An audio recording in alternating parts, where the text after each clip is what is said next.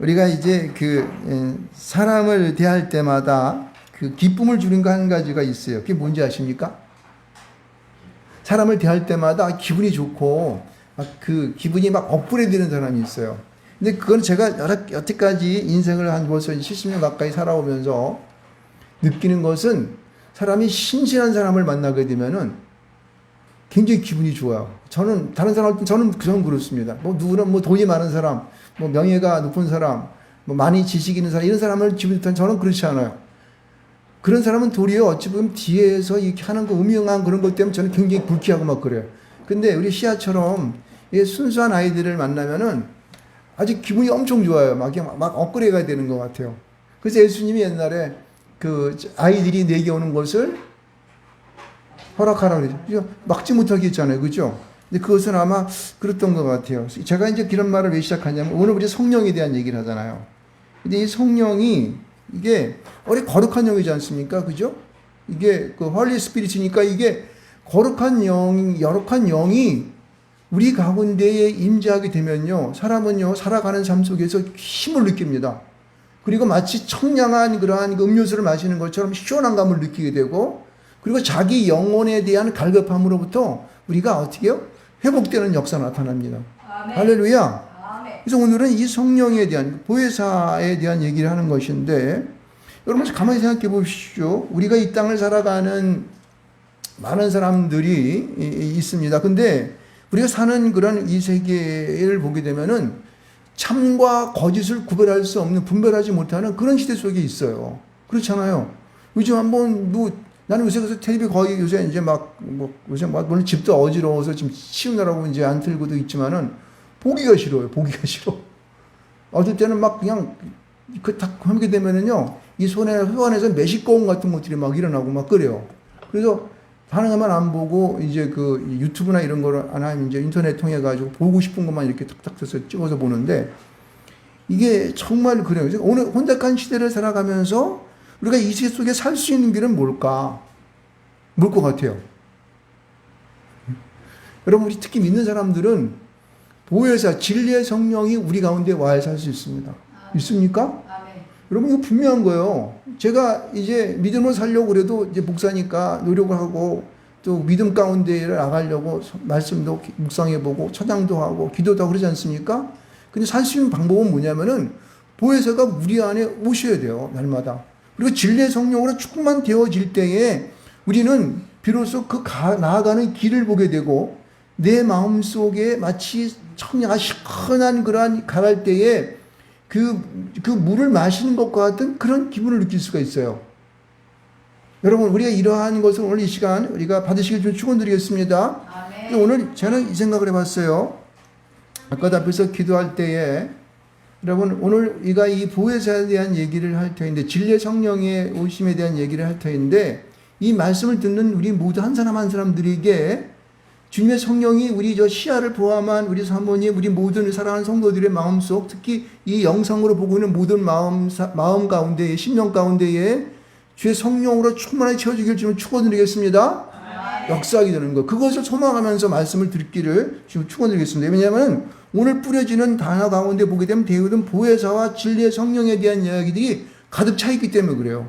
그래서 뭐냐면 하나님의 말씀은 살아있고 운동력이 있기 때문에 말씀을 전하는 자나 듣는 모든 자가 그 말씀에 대한 그 핵심적인 그 진리가 엑기스와 같은 것들이 우리의 눈과 귀와 마음 속으로 들어오게 되거든요. 그러면은 그들의 심령이 열려지게 되어 있습니다. 할렐루야. 네. 여러분, 그 말씀이 우리에게 능력으로 우리 심령을 확 새롭게 해서 보혜사가 내 안에 오시는 것을 느낄 수 있다는 거예요. 이게 느껴질 때에 우리 안에 은사가 다시 일어나게 되고 내 안에 성령의 충만함이 저어질 때에 새로운 깨달은 이런 모든 것들이 우리에게 열려주는 줄 믿으시길 좀 축원드리겠습니다. 네. 자, 봅시다. 이제 우리가 이제 오늘의 본문의 내용들이 보면은 5절부터 15절까지만 되어 있는데, 근데 이제 사실은 이 말씀 전후의 문맥을 보게 되면은 진리의 성령이 오시게 되면은, 보혜사 진리의 성령이 오시게 되면은 그를 우리가 주님에 대한 것을 우리가 증언한다고 본문에서 앞에서 말하고 있어요. 증언한다. 증언은 뭐예요? 말투수, 지난번에 말씀했죠? 말투수. 이것은요, 우리가 하나님을 만나고 많은 사람들에게 증언자로 설 것에 대한 얘기를 하는 거예요. 할렐루야. 그래서 이 증언자로 설 것과 그 다음에 우리에게 그 이제 이 세상에 주는 많은 일을 통해서 우리가 이제 어려움, 많이 옛날에 이제 예수님 초대교회 당시에도 그 이 예수님이 오셔서 이 박해를 당하고 어려움 당한 십자가에 죽으시고 또 제자들도 박해 당해서 죽고 하는 그런 일들이 벌어지게 됩니다. 근데 이러한 일을 통해서 우리가 하나님 아버지와 그리고 우리 예수 그리스도를 우리가 알게 하기 위한 사실을 믿으시기 바랍니다. 그래서 우리가 이것이 지금 이 문제가 된 것은 뭐냐면은 오늘 본문의 5절 말씀과 이 그 7절, 6절 말씀을 보게 되면 이렇게 말하는 거예요. 예수님이 말을 어떻게 걸어오냐면은 이렇게 얘기합니다. 지금 내가 나를 보내신 이에게 가는데 너희 중에서 제자들이 많은데 말이야. 똑똑한 베드로도 있고 요한도 있고 야고보도 있고 다 있는데 또 빌립도 있고 사도 빌립도 있고 뭐 여튼간 뭐 많은데 도대체 내가 어디 가는지에 대한 내가 말해도 묻는 자 하나도 없어. 이게 무슨 얘기라는 거야 이게요? 예수님께 관심이 있다? 없다? 없어요. 없어. 여러분 우리가 오늘 이러한 어려운 세상 속에서 성령이 내 안에 오셔야 되는데 우리가 그 성령에 대하여 내가 관심을 갖는지 성령이 어떻게 하면 내 안에 충만하게 오시지? 성령이 오시면 나는 어떻게 될까? 이런 것에 대하여서 우리가 관심을 갖거나 주님께 묻는 자가 없다는 거예요. 이게 오늘의 우리의 모습이에요. 교회가 많지만은요, 진정한 하나님의 진리의 성령에 대하여서 우리가 관심을 갖는 자들이 그렇게 많지가 않아요. 왜 그럴까요? 눈이 안 보이기 때문에 그런 거예요. 눈에 보이지 않고 세상의 물질에 대하여 우리가 마음을 빼앗기게 되고 세상 것에 대해서 모든 것이 내가 쏠려버리게 되니까 영적인 위에 있는 것들이 지금 관심이 없는 거예요. 우리에게는요. 그냥 말초신경만 그냥 잘 이렇게 해가지고 그냥 그 순간만을 넘어가려고 하는 오늘의 시대의 잘못된 것에 대한 지적을 지금 여기서 하고 있는 것을 볼 수 있습니다. 그래서요, 그들에게 도리어 벌어지는 것이 뭐냐면은 여기 6절 말씀 가운데 그들에게 무엇이 남아있어요? 성령에 대해 관심 없으니까 어떻게 돼요? 물질에 대하여 혹하여지고 세상 것에 대하여서 자기 마음이 묻혀지게 되니까 마음의 근심만 생기는 거예요. 무슨 말인지 알겠습니까? 물질 세계 속에서 사람을 가두어두는 사단 마귀들, 이 귀신 새끼들이 이 사람의 마음들을 글로 끌고 가가지고 결론적으로 그들을 어디 매몰시키냐면은 마음의 근심 속에 병들게 하고 육신이 병들어서 죽게 만드는 그런 길로 끌고 간다는 거예요. 자, 그래서 우리가 오늘 본문에서 첫 번째 질문하는 것을 뭐냐면은 우리가 이 5절부터 7절까지 말씀 속에서 무엇을 얘기하자고 하냐면은 그러면은 우리가 소망하는 지금 예수님께서 우리에게 말씀하신 보혜사가 우리에게 오려면 어떻게 되느냐 이 말을 먼저 우리에게 걸고 있습니다. 뭐요?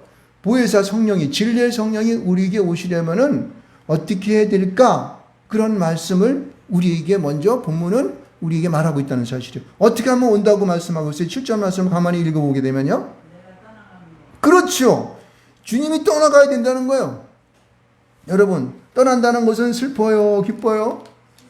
슬퍼요. 사실 우리 이별이라는 건 슬퍼요. 어저께 제가 우리 그 잘 아는 우리 그 옛날에 그 같이 이렇게 지금은 원로 목사님 되셨는데 이제 돌아가셨지만은 참 그분은요 이 심정이 내가 이제 느꼈던 그분의 심정이 느꼈던 게 뭐냐면은 굉장히 뭐라 그럴까 순수해요. 그 목사님이요. 그분은 그렇게 오랫동안 그 이제 목사님 담임 목사하고 자기 교회를 세웠고 자기가 처음에 이렇게 해가지고 해서 개척교회 해가지고 교회를 세워서 후임자한테 불렸어요. 그래서 그는 지방회장도 안 했어요. 다시 말해서 그 지방회가 있는데 지방회 회장도 안 하시고 그냥 그렇게 담임 목사로 하시다가 은퇴하신 분이신데 그분을 만나면은요, 저분들은 굉장히 순수하다는 걸 느꼈어요. 그래서 뭐 지금 돌아가셨다는 갑자기 나는 막 얼마 전에도 뵙고 그랬었는데 돌아가셨다는 말 보고 깜짝 놀랐어요. 이분이 왜 돌아가셨지? 근데 아마 우리 지방에서 이렇게 나눠가지고 그때 각 교회별로 전도하는 일이 있었는데 거기에 아마 이분이 고모인가 뭐 이렇게 그렇게 하셨어요. 그래가지고 평택에 집에서 나오시다가 어떻게 해서 넘어지셔가지고 이렇게 정신 잃고 이렇게 쓰러지셨대요. 그래가지고 돌아가셨대. 금방 돌아가셨지. 그러니까 우리 복 받은 사람들은요, 돌아가실 때에도 그냥 아주 그냥 금방이에요. 그냥 하나님께서 그냥 아주 고통 없이 싹 그냥 가시게 돌아가시나 봐요. 근데 그분한테 느끼는 것이 제가 뭐냐면 다른 사람들 어쩐 저는 느낀 게 그랬었어요.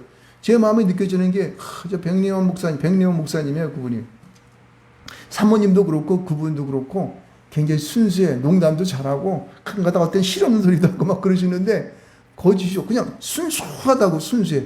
그분의 그 아드님이 하나 계시는데 그분이 지금 미국 군목이에요. 군목.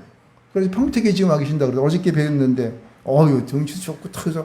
아이고 목사님이 성공하셨네. 아이고 목사님 감사합니다. 목사님 얼마나 좋으실까 이랬어요. 그분 목사님 손잡고. 그러니까 여러분 우리가 하나님 앞에 그 보혜사를 받게 되면요 사람의 이 순수함이 그에게 근심을 물러가게 합니다. 아멘. 여러분의 마음 가운데에 이 보혜사로 여러분이 가져사길 주님으로 축원드리겠습니다. 그런데 분명한 것은 이 보혜사가 오기 위해서는 여러분요 떠나가야 돼. 누가 떠나가야 될까? 하나님의 아들 예수가 육신으로 이 땅에 오셨는데 그분이 육신의 그 예수님이 이 세상 가운데에서 가셔야지만이 보혜사가 온다는 거야. 그러니까 그 30년 동안 이 땅에 육신을 사시고 부모님과 사시다가 3년 동안 규제들과 공생에 같이 동고동락하면서 떠나간다니까 얼마나 제자들이 슬펐겠습니까? 그러니까 주님 가시면 베드로는 그랬어요. 주님 가시면 안 돼요. 우리 가시면 놔두면 어떡할까요? 막 이래가지고 주님 붙들고 막 그랬잖아요. 그러니까 사단아 내 뒤로 물러가라 그랬잖아요. 왜냐면은 그가 이제 주님 하나님 앞에 아버지께 가야 하는 그 일은요 보통 일이 아니에요. 왜냐하면 이 땅 가운데에 많은 인류의 구원의 문제를 그가 짊어졌기 때문에 그렇습니다. 믿습니까? 네. 여러분 지금 그 사건을 놓고 여기서 지금 내가 떠나간다고 하는 거예요. 이 떠나간다고 하는 것은 예수 그리스도께서 십자가를 짊어지고 세상의 온 인류의 죄를 짊어지고 십자가에 오르시는 일이에요. 그리고 죽으셔서 무덤에 들어가시는 일이에요. 무덤에 들어간 후에 사흘 만에 부활하시고 40일 동안 계시다가 성찬하시는 그 일들을 여기서 지금요 이들이 말을 못 알아먹으니까 내가 떠나가는 것이 너에게 유익하다는 것이 하십니다. 할렐루야. 그러면 유익하다는 말은 이게 유익하다는 말을 했는데 떠나간다는 그 말과 유익하다는 말 사이에 뭐가 있냐면은 여러분 우리가 모든 사람이 그것을 내가 떠나가는 것을 너희가 믿어야 돼요. 너희가 이것을 의심하지 말아야 된다는 거예요. 이것을 너희 마음 가운데 꽉 붙들고 이 믿음으로 살아가야 한다는 거예요. 이것을 여기서 지금요 강조하고 있는 거예요. 여기서요. 그래서 떠나가야 한다는 말이 어찌 보면 굉장히 슬프고 어저께 백리의 목사님 이제 막 돌아가셔서 이제 하나님께 가는 건데 이제 오늘 하시고 내일 아마 상이 나가는 텐데 세상의 육신은 이제 떠나가는 거 아니겠습니까? 그렇죠? 근데 하나님께 가는 거잖아요. 그러니까 새로운 하나님의 세계를 하나님의 세상을 하나님이 계신 영원한 그 나라를 가는 그 떠나보내는 육신적인 마음은 슬프시겠지만은 그러나 우리 어떻게 영적으로 우리를 보게 되면은 우리 모두를 보게 되면은 환영하고 찬양하고 영광 돌리는 거예요. 그렇죠? 그래서 그분은 이 땅에 살고 하셨으면서도 한 80인생을 사시면서 사셨던 그 인생 속에서 많은 애고와 질고와 그 어려움 속에 그 얼마나 애들 키우느라고 사람애가 계시는데 그 키우느라고 얼마나 힘들고 어렵겠습니까? 그리고 교회를 이루어가느라고 얼마나 힘들었겠어요. 그런데 그런 것을 뒤로하고 이제 너희와 우리 인간적인 인생의 길은 떠나가야 한다고 하는 사실을 말하고 있습니다. 여러분, 그래서 우리가 보혜사가 이 땅 가운데 오시려면요, 우리는 예수 그리스도가 이 땅에 오셔서 우리 온 인류의 죄를 짊어지시고 십자가에 오르셔서 거기서 죽으시고 무덤에 들어가 사흘 만에 부활하신 사실을 믿어야 할 줄 믿습니다. 아멘. 그 떠남에 대한 인정을 내 마음에 확신을 가질 때에 보혜사는 오실 줄 믿습니다. 아멘. 그런 의미가 여기 있어요. 그래서 보혜사 진리의 성령이 우리 가운데 오시려면은 예수님이 이 땅에서 육신으로 오셨던 예수님이 세상의 온 인류의 죄를 짊어지시고 이제 십자가에 올려 죽으신 다음에 부활하셔서 저 세상 가운데로 가시는 줄 믿으시기 바랍니다. 하나님이 계시는 세상으로 가시는 줄 믿으시기 바랍니다. 그래서 첫 번째는 보혜사가 오려면 주님이 떠나셔야 된다 라고 하는 것을 우리 가르쳐 주셨고, 그 다음에 8절부터 여기서 우리에게 얘기하는 11절까지의 말씀을 가만히 보면은 오늘 이 말씀이 굉장히 중요합니다. 앞에서 말하는 말씀들을 아주 굉장히 잘 설명하시면서 뒷받침하고 있고, 그것을 우리가 이 땅에서 주님께 보혜사가 오셔가지고 오셔서 그분이 무엇을 하실까라는 것에 대하여서 우리에게 확실하게 드러내고 있습니다. 자, 봅시다. 8절 말씀 보게 되면요, 이렇게 말하고 있어요. 우리 8절 말씀 한번 같이 읽어보겠습니다. 주제니까. 시작. 그가 와서 죄에 대하여, 의에 대하여, 심판에 대하여 세상을 책망하시리라. 할렐루야. 여러분, 여기서 뭐라고 얘기했냐면요, 보혜사가 이 땅 가운데 와서 하는 말이 죄와 의와 심판에 대하여서 책망을 하신다는 거예요. 이게 무슨 말일 뜻일까요? 9절, 10절 말씀 가운데, 11절 말씀 가운데 풀이하고 있습니다. 근데 이것을 우리는 잘 이해해야 됩니다. 이 부분에 대하여서. 자, 먼저 이 9절 말씀 가운데 이게 죄에 대해서 말하고 있습니다. 죄에 대하여라 함은 그들이 나를 믿지 아니하며, 이렇게 해보는 거예요. 여러분, 죄가 뭡니까? 죄라는 뜻은 하마할 뜻이 뭐냐면 관역에서 벗어났다, 그런 뜻이에요. 이 죄라는 언어의 뜻을 해석해 보게 되면은, 그럼 여러분 무슨 얘기냐면은 우리가 믿음에서 벗어나는 것, 이것이 죄라는 거예요. 내가 하나님이 하신 것을 믿지 못하고, 하나님이 나에게 역사하신 것을 믿지 못하고, 믿음으로 모든 것을 행하지 못하는 것이 뭐예요? 죄라는 거예요. 우리가 교회를 다니면서 예배 하면서 우리 직장 생활하고 사상과 이게 하면서 우리가 믿음으로 행하지 않은 모든 것들이 바로 죄라는 사실을 아시기를 깨우치기를 좀 축원드리겠습니다. 그걸 분명히 해야 돼요.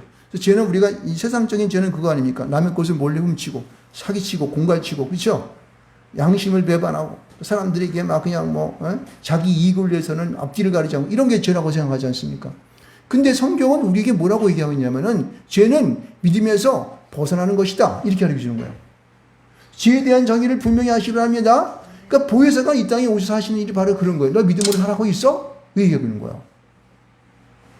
예수님께서 십자가에 너의 죄를 위해서 십자가에 돌아가셨는데 너 그것을 믿니? 라는 그 말씀하시는 거예요. 그렇다면 넌 죄 짓는 거야? 라고 하는 것이죠. 죄라는 정의를 분명히 아시기 바랍니다. 그 두 번째는 뭐냐면은 그가 이제 이 땅에 오셔서 하시는 그 오심으로 말미암아 이제 책망하시는 일이 뭐냐면은, 여기 10절 말씀 가운데 보게 되면은 뭐라 그러냐면은 의에 대하여라 하문, 이렇게 말하고 있어요. 이게 10절의 말씀이 가장 제가 볼 때는 우리들이 잘 이해를 못하고 이제 그 해석을 못하는 그런 부분 같아요. 의에 대하여라 하면 내가 아버지께로 가니 너희가 다시 나를 보지 못하며, 이렇게 말하고 있습니다. 이게 무슨 말일까? 의에 대하여라 하면 내가 아버지께로 가니 너희가 다시 나를 보지 못하며, 다시 보지 못하는 게 무슨 의일까? 이런 생각 들잖아요. 그죠? 여러분, 의는, 이 의라고 하는 것은 양이라는 걸 쓰고 자기 하자를 쓰잖아요. 양이라는 뜻의 성경을 해석해 보게 되면은 그 의가 뭘 말할까요? 사모님, 의가 무엇을 의미하고 있어요? 아버지께로 가는 것. 의가 뭐예요? 예수 그리스도를 의미하고 있지 않습니까? 그렇죠? 그러니까 우리가 이 의에 대하여 함이라는 것은 예수님께서 아버지께로 가니까 너희들이 보지 못한다. 이게 의라는 거예요? 이게 무슨 뜻일까? 보세요. 아까 의는 예수 그리스도를 의미한다 이렇게 했는데, 의는 정의 이런 바른 거 이런 거 말하지 않습니까? 그죠? 그런데 보세요. 예수님께서 이 땅에 하나님의 아들이지만은 육신으로 오셨잖아요. 그렇죠? 근데 사람들은 그가 십자가에 죽었어. 세상 사람들은 어떻게 생각하냐? 잘 죽었다 저놈. 맨날 자기가 하나님이라고 하더니 잘 죽었어. 그러면서 막 종교 지도자들은 막 예수를 저주하고 막 그랬잖아요. 그래가지고 그를 죽은 다음에 어떻게 했어요? 무덤에다가 장사 지냈는데 나중에 군병들한테 뭐라 그랬어요? 야, 군병들, 이제 예수님이 이제 여기 부활하셔가지고 그 무덤 안에 없으니까 저 시체를 제자들이 훔쳐갔다 그래. 이렇게 얘기했잖아요. 그렇죠? 세상은요, 예수가 부활하신 것에 대하여서 가리고 싶은 거예요. 거짓말로 속이고 싶은 거야. 왜? 그 예수가 하나님의 아들로 이 땅에 부활하심으로 말미암아 메시아로 그리스도로 이 땅 가운데 온 것에 대하여서 사단은 방해하는 거예요. 그래서 의에 대하여 하는 것은 뭐냐면은 예수님께서 이 땅에 하나님의 아들로 육신으로 오셨는데 그가 온 인류를 위하여 십자가에 죄를 짊어지고 죽었다. 그러니까 모든 사람들의 죄도 그와 함께 죽었어. 그런데 그가 부활했어. 그래서 모든 사람도 그의 부활하신 것 같이 천년마가 된 그와 같이 우리 모두도 부활할 거야. 그래서 그는 하나님의 우편에 앉아 계셔가지고 올라가시고 승천하셔서 언젠가는 이 땅에 오실 것이다 라는 것이 의에 대하라는 거예요. 그래서 그를 믿는 모든 사람도 그와 같이 너희들이 육신으로 이 땅에 예수님처럼 죽을 거야. 그런데 예수님이 이 땅에 오실 때에 죽은 자는 먼저 살아나고 살아있는 자는 들림받을 거야. 그 예수님 이 땅에 오셔 심판하실 거야 라는 것을 우리가 어떻게 해요? 믿는 것을 말하는 거예요. 알 수 있겠습니까? 그러니까 의에 대하여라 한다는 것은 예수님께서 이제 이 땅에 계시다가 우리 모든 사람이 인류의 죄를 짊어지고 십자가 죽은 다음에 사흘 만에 부활하셔서 하나님께 올라간다는 그 말을 하고 있는 거예요.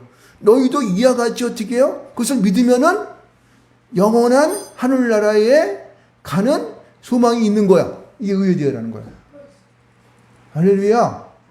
그러니까 여러분 이 10절의 말씀이 얼마나 이 귀한 말씀인지, 예? 우리에게 소망을 갖다 주는 거야. 의에 대하라면요. 그 하나님의 그러한 우리를 온 인류를 위하여 십자가 지심에 대한 놀라운 비밀을 갖다 여기에 함축하고 있다는 사실을 믿으시기 바랍니다. 아멘. 그래서 우리가 이 10절의 말씀을 잘 우리가 묵상을 하고 그 다음에 이 말씀을 내 마음에 받을 때에 주의 성령, 보혜사가 여러분에게 진리의 성령이 충만하게 여러분에게 임할 줄 믿습니다. 아멘. 얼마나 이렇게 하십시오. 그 다음에 여기 보면은 세 번째 나오는 심판에 대하여 11절. 심판에 대하여 함은 이 세상 임금이 심판을 받았습니다. 이렇게 말하잖아요. 이게 무슨 말이지? 심판에 대하여 함은 이 세상 임금이 심판을 받았어. 그러면은 심판이라고 하는 건 재판 땅땅 들켜서 너 몇 년형 그렇게 말을 하는데 그러면은 그거 언도하는 건가? 이런 거예요. 그 맞는 말이에요. 심판은 그거니까. 근데 심판에 관하여 얘기할 때 뭐라고 했냐면 세상 임금이 이미 심판받았다. 심판을 받았습니다. 이미 과거가 됐죠. 그죠? 그러니까 세상 임금이 심판을 받았다고 하는 것은 세상이 임금이 세상을 어떻게 해요? 세상을 장악하고 있는 자 아닙니까? 그렇죠? 그러니까 이 세상을 주관하는 임금조차도 그 심판 가운데 벗어날 수가 없어. 이미 심판받았기 때문에. 그럼 하물며 세상 속에 있는 모든 자들은 심판을 받는다 안 받는다? 받는다는 거예요. 할렐루야. 여러분 이 세상에 속하여 있는 모든 사람들은 나중에 예수께서 이 땅에 재림하여 오실 때에 백보자 심판으로 나아가는 그런 심판에서 벗어날 수 없습니다. 다만 우리 믿는 사람들은 그 믿음으로 인하여서 이미 어떻게 해요? 심판을 지나가게 되는 거야. 아, 이게 믿음이 이래서 온 거예요. 할렐루야. 여러분 이 믿음을 우리 가운데에 딱 가져야 되는 거예요. 그래서 이 8절부터 11절까지의 말씀은 뭐냐면은 여기 보면 책망하시라는 말이 있잖아요. 그죠? 죄에 대하여 그가 와서 죄에 대하여 의에 대하여 심판에 대하여 세상을 책망하시라. 책망한다는 것은 뭐예요? 잘못했으니까 무가지 땅 잘라 너 10년 언도해가지고 감방에 가 있어. 이 얘기가 아니고 너희들이 갈 수 있으니까 너희들이 사형당해서 죽을 수 있으니까 미리 네가 이런 죄가 있고 너희가 이런 심판이 있고 하나님의 의가 이건 무엇이니까 깨달아가지고 좀 고쳐. 이런 뜻이에요. 그러니까 책망이라고 하는 것은 고치려고 하는 거예요? 벌 주려고 하는 거예요? 고치려고 하는 거예요. 잘못해가지고 짓누겨가지고 죽이려고 하는 것이 아니라 고쳐서 쓸만한 것으로 만들고자 하는 것이 책망하는 거예요. 그러니까 보혜사가 하시는 일이 우리를 고쳐서 하나님 앞에서 온전한 믿음으로 구원받는 자의 자리에 앉게 하기 위해서 보혜사가 오신다는 거예요. 할렐루야.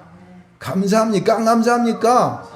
이 말씀이 선포될 때 여러분들은 하나님 앞에 박수 치고 그냥 막 하나님 앞에 환호를 하고 막 그래야 되는 거예요. 저는 이 말씀을 딱 보면서 이야 이거 보혜사가 이 땅에 오셔가지고 우리를 보혜사라는 뜻이 뭡니까? 조력자, 돕는 자 그런 거 아니에요. 그죠? 돕는 게 이런 것을 돕는 거구나. 나를 깨우쳐서 나를 구원에 이르게 하는 그분이 보혜사시구나. 얼마나 감사한지 몰라요. 예수님께서 공생의 기간 3년 동안 저희들과 함께 있을 때 너무나 기간이 짧았어.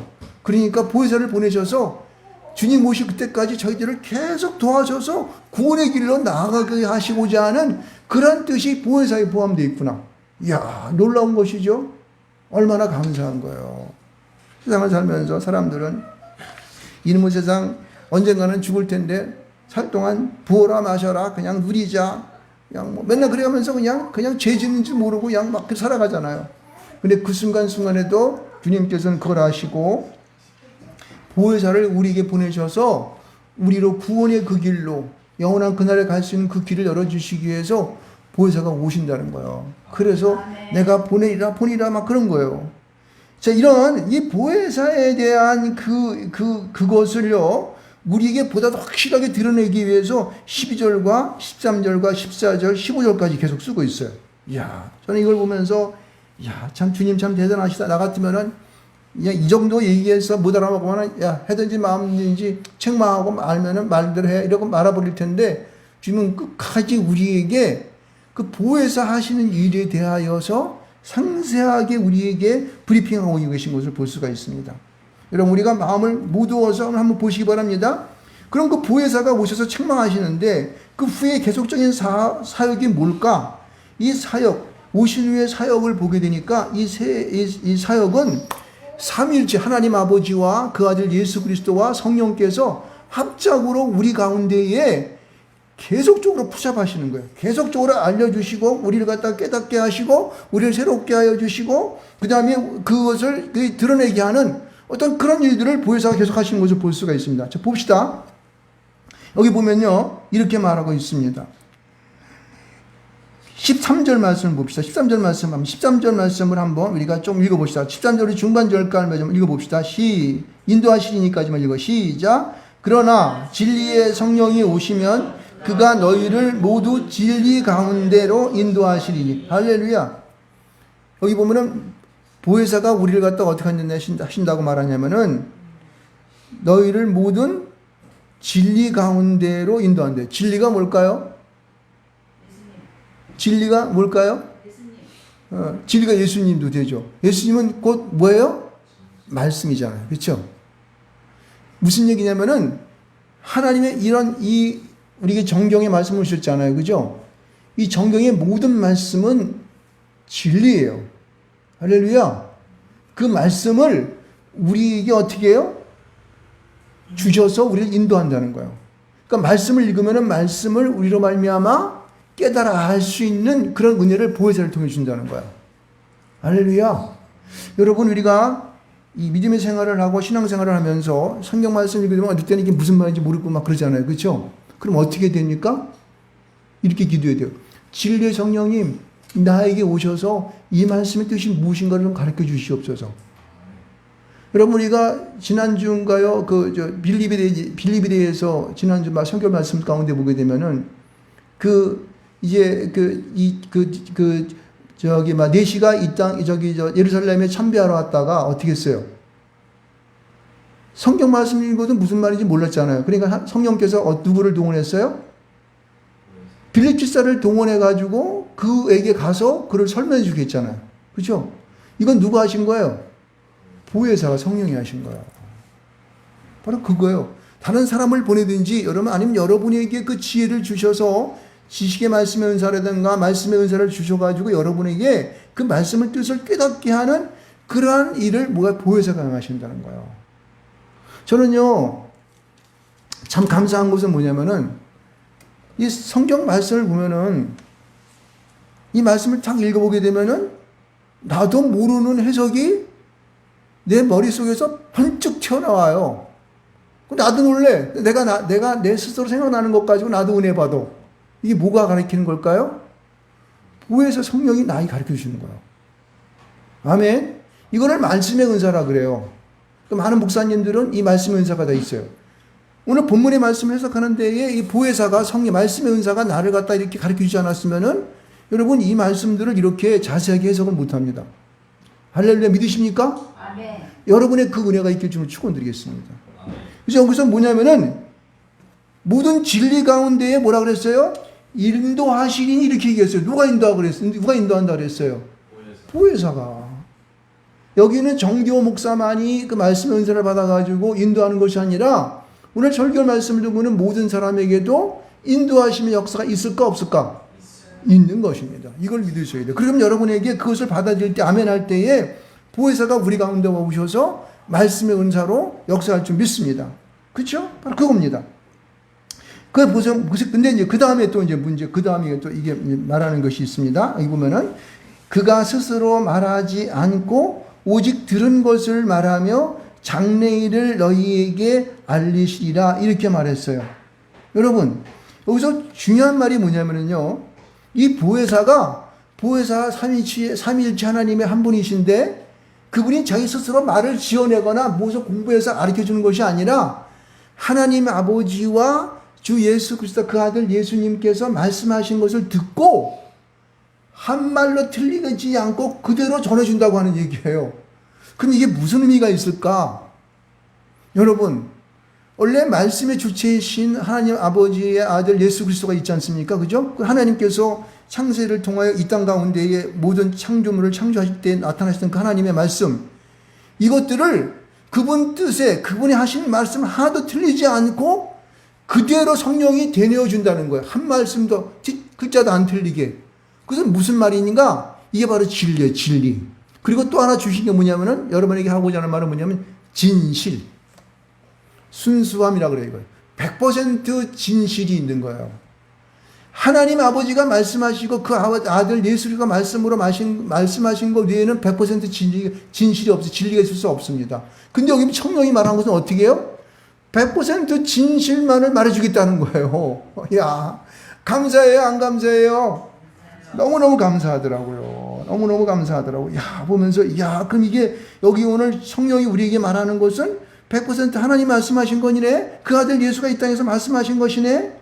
이것을 우리에게 알려주겠다는 거예요. 그래서 그것을 알려줄 때에 지금 되어진 것만 말해주는 것이 아니라 다시 장래 일을 말해요. 앞으로 되어질 일들을 하나님의 아버지가 알고 있는 것들을 우리에게 알려주겠다는 거예요. 이야, 얼마나 좋습니까, 여러분. 그리고 여러분, 자, 성경에 보시다. 우리가 보혜사 성령을 받게 되면요, 우리가 묵상을 하고 하나님 말씀을 깊이 생각하고 찬양하고 있을 때에 보혜사가 내 안에 들어오셔서 장차 되어질 일들을 우리 마음의 감동으로 어떻게 해요? 알려주신다는 거예요. 여러분, 오늘 여러분에게 정말 진실로 여러분에게 축복이 되는 것은 이러한 은사가 여러분에게 있기를 주는 축원드리겠습니다. 그런 여러분의 장래일을 알려주는 보혜사가 여러분 마음 가운데 쭉 들어감으로 말미암아 여러분이 평안 가운데 사시는 여러분 되시길 주 축원드리겠습니다. 아, 그거 얼마나 좋을까요? 그럼 세상 살아가는 게 어때요? 자신 있는 거, 자신 있는 거. 왜? 다른 사람보다 5분 먼저 일찍 하면 어떻게 될까? 아니, 5분이 아니라 1분만 일찍 한다고 생각하면 어떻게 될까? 떼부자가 돼, 떼부자가 돼요, 여러분요. 네? 여러분, 주식하는 사람들 보면요, 여러분, 그 장 보게 되면은 몇 초 안으로 막 그냥 이게 막 그냥 주식이 막 날아가고 막 들어오고 막 그래요. 옛날에 무슨 뭐 주식 어떤 사람이 그 주식하는 사람이 잘못해가지고 그거를 잘못해서 그 판다고 이렇게 집어넣었대요. 이거니까 그 은행에 있는 사람이 몇 초 사이에 이렇게 다 날아가 버렸대. 그래가지고 하룻밤 사이에 몇십억, 몇백억이 날아가 버렸다는 거예요. 돈이에요, 돈. 미래에 대하여 여러분 10초만 먼저 알았다? 여러분 부자 되는 거예요. 그 여러분 삶을 통해서 내 삶이 장차 되어진 일에 대해서 전망을 할 수 있고 다 그것을 이렇게 제가 이게 내 마음에 성령이 지혜의 성령이 오셔가지고 보혜사가 오셔가지고 그것을 나에게 알려주신다면은 행복할까 안 행복할까? 행복해요. 미래에 대해 불안감이 사라지게 되고 평안이 내게 몰려오는 겁니다. 평안에 대한 근원이 그로부터 나오는 거예요. 보혜사가 내 안에 올게 되면요, 내 마음이 차분해집니다. 밖에서 막 전쟁이 나고 사람이 죽어가고 폭삭망하고 이런 일이 있을 때라도 따뜻한 거예요. 왜? 미래 일을 알고 있는데 뭐가 걱정이에요. 왜?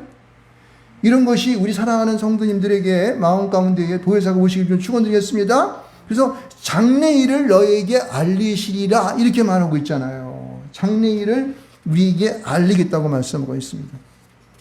그러니까 여러분, 우리에게 그런 깨우치는 하나님의 그러한 일들을 통해서 우리의 삶이 보다 더 하나님 앞에 능력 있는 삶을 살아가는 그런 삶이 되는 거예요. 첫 번째는 하나님의 말씀이었고, 두 번째는 진리였었어요. 그것을 우리에게 미래적으로 말씀을 주겠다. 보혜사시는 그렇게 한다고 그랬어요. 자, 근데 여기 보면은요, 이제 하나만 더 보게 되면 보혜사 하시는 일 가운데 하나 더 보게 되면 14절 말씀 가운데 보면 이렇게 말하고 있습니다. 그가 내 영광을 나타낸다 그렇게 말하고 있어요. 그러니까 보혜사가 내 영광은 뭐야? 하나님의 영광, 주님의 영광을 나타내겠다 하는 거예요. 다시 말해서 보혜사는요, 주의 영광을 어떻게 한다는 거예요? 드러내는 거예요. 드러내는 거. 여기 중요한 말씀이 알리겠다는 말씀이 드러낸다는 말인데 이게 중요한 거예요.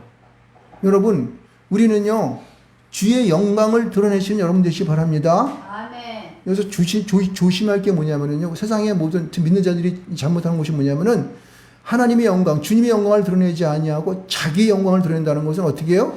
이거는 뭘까요? 사단이 하는 일이에요. 마귀가 하는 일이란 말이에요. 그러니까 여러분 조심할 것은 우리가 각종 은사를 받고 능력을 받은 사람들이 자기의 영광이 드러나지 아니하도록 어떻게 해요? 조심해야 돼요. 항상 자신을 돌아봐야 되는 거예요. 하나님의 영광을 드러내야지 우리가 어떻게 해요? 주님 오실 그날에 하나님 앞에 어떻게 해요? 받은 탤런트가 있는 거예요. 받을 상급이 있게 된다고. 하나님께 뭔가를 보고 올릴 게 있지. 자기 영광을 살보면은 뭐 세상 살 동안 너는 말이야 잘해서 총회장에 야 너는 대통령 해라. 그 사람은 그 세상에 사는 동안에 다 얻어먹은 거야 이제. 그러니까 하나님 나라 갈 때는 그가 받을 게 아무것도 없어요. 진정 믿음에 가진 사람들은 이 세상 가운데서 가장 낮은 자의 자세로 낮은 자의 모습으로 살아가기를 소원하는 자가 어떻게 해요? 진정한 성령의 기름 부으심 받는 자의 삶입니다. 믿으십니까? 세상 사람들은 어때요? 그냥 뭔가 자기가 좀 위험을 드러내고 세상 사람을 호령하고 그래서 높은 지위에 올라가가지고 주물럭주물럭해서 지 마음대로 하려고 하는 그런 욕심이 그 안에 있어요? 없어요? 있어요. 그래서 사람들은 저 사람을 건들면 큰일 나. 건들면 안 돼. 이런 일이 많이 벌어지잖아요. 세상 사람은 죄수 손가락질하죠. 하나님의 영광을 울리는 자는 어떻습니까? 그런 거 상관없어요. 제가 보니까 그렇더라고요. 제가 해보니까 그거 뭐 한번 점지 살아간 인생인데 그것 좀 가서 뭐 좀 폼 잡고 하다가 내가 몸내하고 폼 잡고 사면 뭐합니까? 그렇죠? 하나님이 알아주시리지. 그죠? 예수님이라면 어떻게 하셨을까? 이 생각할 거 아니겠습니까? 바로 그거예요. 그러니까 우리는 뭐예요? 주님의 영광을 하나님의 영광을 드러내는 그런 삶을 살아야 한다는 것이 오늘의 보혜사의 가장 우리에게 먼저 주시는 나중에 주시는 말씀인 거예요. 그래서 15절 말씀 가운데 이걸 다시 반복해서 얘기합니다. 무릇 아버지께 있는 것은 다 내 것이라 그러므로 내가 말하기를 그가 내 것을 가지고 너에게 알리시리라. 다시 한번 그것이 진실에 대한 것을 말씀해 주었고 우리가 무엇을 가지고 보세요. 성령께서도 하나님 아버지와 그 예수 그리스도의 것을 그대로 변경시키지 않고 드러내는데 하물며 오늘날 하나님 창조하셔서 만들어진 이 창조물인 주님이 보내신 이런 종의 사명을 가진 자가 자기 영광 드러내면 되겠습니까? 안 되겠습니까? 안 되는 거예요. 주님만 드러내고 나는 감추는 삶이 살아야 할지 믿습니다. 아멘. 그렇게 그걸 잘하는 자가 세상 가운데에서 하나님의 놀라우신 그러한 역사, 영광을 드러내는 그런 자의 삶을 살 수 있는 것을 믿으시기를 주님으로 축원드리겠습니다. 할렐루야. 여러분 제가 오늘은요 이 보혜사 진리의 성령에 대해서 말씀을 드렸습니다. 여러분 오늘 이 말씀을 들으면서 여러분 마음 가운데 어떻게 감동으로 나타나십니까? 여러분 그것은 여러분 마음 속에 보혜사가 여러분의 마음에 진리의 성령으로 충만하게 임하시는 그 순간입니다. 그것을 아멘으로 화답하고 주님 앞에 어떻게 해요? 주님 내 안에 오셔서 나로 주님의 그 일들을 행할 수 있도록 도와주시옵소서. 그렇게 기도하시기 바랍니다. 여러분의 이 말씀을 통해 여러분 한 사람 한 사람들이 성령으로 충만되어지는 그런 역사가 있어서 여러분 이 세상 가운데 평안 가운데 삶을 누리시고 하나님이 주시는 큰 복을 누릴 수 있는 여러분 되시기를 주님으로 축원드리겠습니다.